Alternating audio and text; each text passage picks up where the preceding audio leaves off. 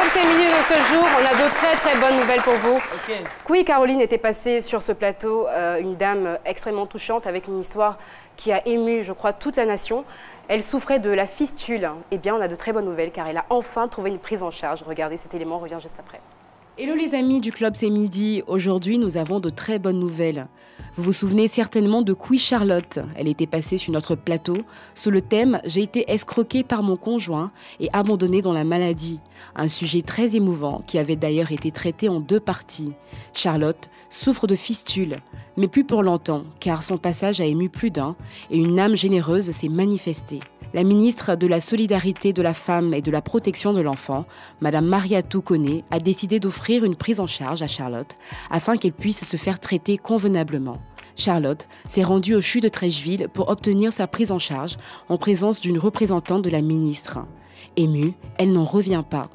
C'est presque en sanglots, avec une voix brisée par l'émotion, qu'elle a en quelques mots exprimé sa reconnaissance. Je remercie Madame la ministre, vraiment, qu'elle a m'aidé, que je n'ai qu'à trouver ma santé, qu'elle me donne ce que je veux, que Dieu nous aide, Dieu n'a qu'à nous aider nous tous. Que je la remercie beaucoup pour ce qu'elle fait pour moi. Une fistule est la formation anormale d'une connexion entre 2 organes internes ou entre un organe et la surface du corps.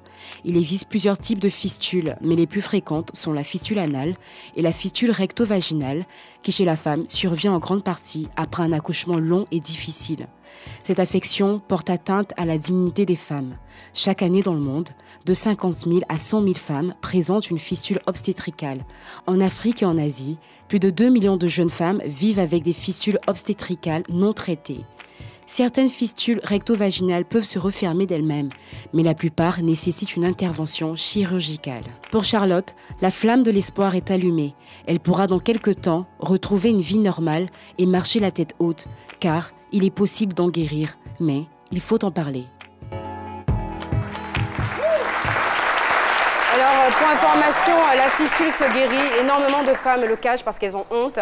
Il faut en parler. Si vous voulez justement qu'on puisse vous aider, il faut en parler. On peut en guérir. Cette émission est en train de partir tout doucement vers la fin. Mais avant ça, on va recevoir un autre monsieur. Voilà.